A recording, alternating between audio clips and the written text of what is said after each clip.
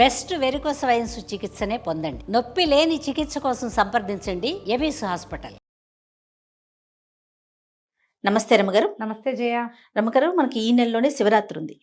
శివరాత్రి అనగానే ఉపవాసం, జాగరణ, వీటికి సంబంధించి ఎన్నో అనుమానాలు ఉంటాయి. ఎలా ఉపవాసం చేయాలి, జాగరణని ఎలా మొదలుపెట్టి ఎలా పూర్తి చేయాలని వాటి గురించి ఒక్కసారి డిస్కస్ చేద్దామండి. తప్పకుండా జయ. పర్వదినం ఇది మా అద్భుతమైన రోజు కదా. అవును, పండగలు మానేయచ్చు, పర్వదినాలు మానేయకూడదు. అవునండి. పర్వదినం మానకూడదు. మనకి ప్రతి నెల శివరాత్రి వస్తుంది. అవును, త్రయోదశి చతుర్దశి కలయిక. త్రయోదశి వెళ్తూ ఉండాలి, చతుర్దశి వస్తూ ఉండాలి. ఇలా ఉన్నప్పుడు దీన్ని మహాశివరాత్రి అని చెప్తారు. ఈ మాస శివరాత్రుల్లో అద్భుతమైన మాస శివరాత్రి మహాశివరాత్రి. మామూలుగా మహాశివరాత్రిలో తప్పకుండా మనిషి అయి పుట్టినవాడు శివారాధన చేయాలంటారు. చేయం మనం. అసలు మహాశివరాత్రులు జ్ఞాపకమే ఉండవు. అవును, చూసుకోరు. రోజువారీ క్యాలెండర్ పెద్దగా పట్టించుకోము. ఎవరికి ఉండదు, పెద్దగా పట్టించుకోము. కానీ మహాశివరాత్రి ఇది పర్వదినము. మనం శ్రద్ధగా భక్తితోటి వేడుకగా కూడా జరుపుకునేందుకు తప్పకుండా ఇది అవకాశం ఇస్తుంది. కాబట్టి ఈ ఒక్క రోజైనా మనం శివరాత్రి నాడు చెప్పబడేటువంటి విధి విధానాలు కనుక ఆచరిస్తే చాలా మంచిది. దీంట్లో కుల మత జాతి వయో విచక్షణ లేదు. పర్వదినం ప్రతివాడికి అవసరమే. ఎంత చిన్నది చేసినా ఫలితం ఇస్తుంది. ఈ పర్వదినాల ప్రత్యేకత ఏంటంటే నువ్వు చేసి తీరాలి, అదేమిటో అమోఘంగా అనేం కాదు. నువ్వు ఏం చేసినా ఫలితాన్ని ఇచ్చే రోజు. నువ్వు రోజువారీ చేసేదే, రోజువారీ స్నానం చేస్తావు, రోజువారీ దండం పెట్టుకుంటావు అనుకో. అవును, సంవత్సరం అంతా పెడతాం. శివరాత్రి నాడు పెట్టింది కోటి రకాలుగా, కోటి గుణితంగా మనకి ప్రయోజనాన్ని ఇస్తుంది. మనకి ప్రయోజనం ఎక్కువ సిద్ధించే సమయాన్ని మనం వాడుకోవాలి కదా. అవును, ఎప్పుడు ఏం చేస్తాం మనం, ఆఫర్లు ఉన్నప్పుడు కొనుక్కుంటాం. ఇది బంపర్ ఆఫర్ మనకి. అందుకని ఈ రోజున భక్తి, శ్రద్ధ, తాత్పర్యాలతోటి వ్యవహరిస్తే బాగుంటుంది.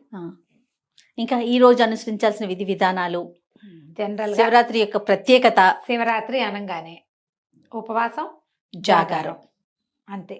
ఉపవాసించటము, జాగరణ చేయటము. ఉపవాసాల్లో కూడా ఏవో 2-3 రకాల పద్ధతులు. ఉపవాసం చేయటం అంటే సాధారణంగా ఉపవాసం అనగానే అన్నం అనేయటం అనే ఒక పాయింట్ ఉంటుంది. కానీ నిజానికి ఉపవాసం అంటే అది కాదు. ఉపసమీప వసనం, ఉపసమీపే అంటారు. అసలు సమీపం, పక్కనే ఉండటం, భగవంతుడితో పాటు ఉండటం, భగవంతుడిని నీతో ఉంచుకోవటం. నువ్వు ఆయనతో ఉండాలంటే కైలాసానికి ఎటా వెళ్తావండి అని వెంటనే ఒక వెటకారాలు వస్తాయి. ఆయన నీతో ఉంచుకో. నీ లోపల భగవంతుడు ఉన్నాడని జ్ఞాపకం పెట్టుకో. మన లోపలే ఉన్నాడు కదా. అవును కదా. ఆ అంతర్జ్యోతిని మనం గుర్తించి, గ్రహించి, గమనింపుతోటి ఆయన్ని ప్రైజ్ చేస్తూ, ఆయనకి నచ్చే విధంగా ప్రవర్తిస్తూ ఉంటే బాగుంటుంది. అదే ఉపవాసం అంటే. ఆహారం మానేయటం అనేది చాలా చిన్న విషయం. సమీప వసనం చాలా పెద్దది. అవును, మనం దానికి ప్రయారిటీ ఇవ్వకుండా దీనికి ఎక్కువ ప్రయారిటీ ఇస్తున్నామేమో. అంతే, మానేయటం అనుకుంటాం. అమ్మో ఉపాసాలు నేను ఉండలేనండి. ఏమిటి, దేవుని తలుచుకోలేవు నువ్వు? తలుచుకోగలవు కదా, అంతేగా. ఆ మాత్రం చేయొచ్చుగా. మనం ఓం నమ శివ అనుకోవడం, శివ శివ అనుకోవటం. ఏదైనా పొరపాటు పడితే అయ్యో రామరామ అన్నట్టుగా శివ శివ అను. తలుచుకో, ఏదైనా చదువుకో, ఏదైనా విను, ఏదైనా పాడుకో శ్రద్ధగా, చాలు. ఓకే, అదే ఉపవాసం. నీకు శక్తి లేదనుకో, ఆహారం తగ్గించుకోవటం, అన్నం మానేయటం నీ వల్ల కాదు. కనీసం ఇట్లా భగవద్ ధ్యానం చేసుకోండి. ఆహారం తినకుండా ఉండగలిగే వాళ్ళు రోజంతా ఉపవాసం చేస్తే మంచిది. ఒకటి, ఆహారం తినాలి, ఎంతో కొంత టాబ్లెట్లు వేసుకోవాలి, మాత్రలు వేసుకోవాలి, ఏవో ఉన్నాయి రకరకాలు. కొంచెం అల్పాహారం తీసుకోవటం. అసలు మామూలుగా అయితే టిఫిన్లు అవి చెప్పరు. ఎక్కువగా చెప్పేది ఏంటంటే పళ్ళు, కందమూలాలు చెప్తారు. కందమూలాలు ఏం తింటాం మనం ఇప్పుడు? చిలకడ దుంప. మొన్న ఎవరు చెప్పారు బంగాళదుంప కూడా తినచ్చండి అని. తినచ్చు. పళ్ళు, కందమూలాలు తీసుకోవచ్చు, పాలు తాగొచ్చు. మజ్జిగ సాధారణంగా చెప్పరు. ఇవి తీసుకోండి. ఏదో మాత్రలు వేసుకోవాల్సిన వాళ్ళు అందరికీ ఇవాళ రేపు థైరో నార్మల్ వేసుకుంటారు, బీపీ టాబ్లెట్ వేసుకోవాలి, షుగర్ టాబ్లెట్ వేసుకోవాలి. డయాబెటీస్కి తప్పదు కదా, మెయింటెనెన్స్కి. అలాంటప్పుడు ఏదైనా ఇలాంటిది ఒకటి తీసుకుని అది తీసుకోవటం. కొంచెం ఆహారం లేకుండా ఉండగలం కానీ ఏమిటో వీక్గా ఉంటుందండి అంటారు. వీక్గా ఉండేవాళ్ళు నీళ్ళల్లో కొంచెం తేనె వేసుకుని తీసుకోవచ్చు, కొబ్బరి నీళ్ళు తాగొచ్చు, ఏదైనా పళ్ళు గిళ్ళు తీసుకోవచ్చు. ఇవి తీసుకుంటూ రోజుని మనం చక్కగా ముందుకు తీసుకెళ్తాం. అక్కడి నుంచి జాగరణ. ఈ ఉపవాస నియమం కూడా అన్నం మానేటంటే దీనికి ఎట్లా అంటే ముందు రోజు రాత్రి కూడా తినకూడదు జయ. ఏకాదశి కూడా అంతే కదా. అవునవును, ముందు రోజు రాత్రి కూడా అన్నం తినకూడదు. ఏదో తద్భిన్నం ఏదో తింటారు, అల్పాహారం అది తీసుకోవటం. మా శివరాత్రి నాడు 2 పూటలు లేదు. మరుసటి రోజు ఉదయం భోజనం చేయొచ్చు. స్నానం చేసి పూజా విధానం చేసుకుని ఏదైనా దేవాలయానికి వెళ్ళదలుచుకుంటే వెళ్ళొచ్చి ఆహార స్వీకారం చేయొచ్చు. జాగరణకి ఇంకో నియమం ఉంది. జాగరణ, శివరాత్రి జాగారం అంటే ఇది వరకు చిన్నప్పుడు ఓ టికెట్ మీద 2 సినిమాలు అవి ఉంటుండే. అవును. సినిమా చూడడము, టీవీ చూడడము, టీవీలో కూడా బోల్డ్ సినిమాలు వేస్తుంటారు. ఏమిటో అది కాదేమో అని అనిపిస్తుంది జయ. కానీ ఇంకోలా చేయండి అని ఏం చెప్తాము?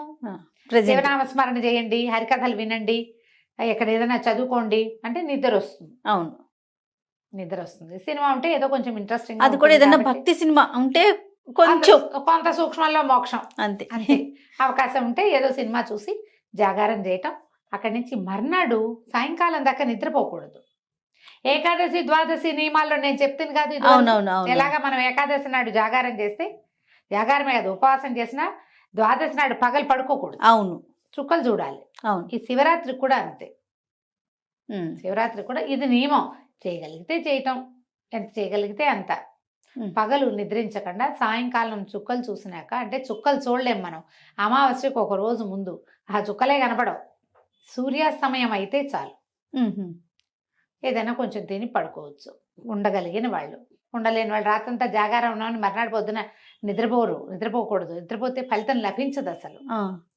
మనం ఆ జాగారం చేయలేము, ఏదో కొంతమంది చేస్తే లింగోద్భవ కాలం వరకు చేస్తే కనీసం అర్ధరాత్రి 12:30, 1 గంటకి దాకా మనం శివారాధన చేసుకుని ఎక్కడైనా దేవాలయంలో డబ్బులు కట్టాము, అక్కడేమో ఇది చేస్తారు, ఏకాదశి రుద్రాభిషేకం చేస్తారు, భస్మాభిషేకాలు చేస్తారు, అక్కడికి వెళ్ళి దర్శనం సేవ చేసుకున్నాం, ఇంటికి వచ్చి శివా నా వల్ల ఇంతే అవుతుందని దండం పెట్టుకుని నిద్రపోవచ్చు. అదే రోజు 12:30 తర్వాత. మీకు ఓపిక లేదు, ఉండలేరు, మర్నాడు ఆఫీసులు ఉన్నాయి, అవకాశం లేదు, శక్తి చాలదు, నేను మెలకుగా ఉంటే మర్నాడు బీపీ పెరిగిపోతుంది జయ నాకు. అవునండి, బీపీ పెరుగుతుంది, బీపీలో తేడా వచ్చేస్తుంది, తల తిరగటం మొదలు పెడుతుంది. సో అంతవరకు ఉండలేరు మీరు. ఉండలేని వాళ్ళు ఇది మార్గం. ఉండగలిగే వాళ్ళు మీ అవకాశాలను బట్టి ఉండటం. ఇట్లా శివరాత్రి విధి విధానాలు ఇవి. ఆ రోజు పడుకోవచ్చారు అమ్మగారు? ఏ రోజు? శివరాత్రి రోజు. ఆ రోజు కూడా అసలు పడుకోకూడదు కదా? శివరాత్రి నాడు పడుకోంగా, అదే పగలు పడుకోకూడదు. పగలు లేదు, ఏ పర్వదినాల్లోనూ పగళ్ళు నిద్ర మంచిది కాదు. ఎట్లా చేయగలిగితే ఎట్లా. దీంతో పాటుగా ఈ రోజున పోట్లాటలు, యుద్ధాలు, గొడవలు, తగాదాల్లోకి దిగద్దు. ఇతరులని దూషించకండి. ఏదైనా ఒక ప్రోగ్రాం వస్తే అర్జెంట్ నెక్స్ట్ డేకి వాయిదా వేయండి దాన్ని. పర్వదినాన ప్రతి వాడు, ప్రతి ప్రాణి శివమయమేనని గ్రహించండి. అందరూ మనలాగా పుట్టిన వాళ్ళే, ఏవో వేషాలు మార్పు. ప్రతి వాళ్ళలోనూ నాలో ఉన్నట్టే శివుడు ఉన్నాడు అని శివుణ్ణి గుర్తించే ప్రయత్నమే చేయాలి. అది చేస్తే చాలు.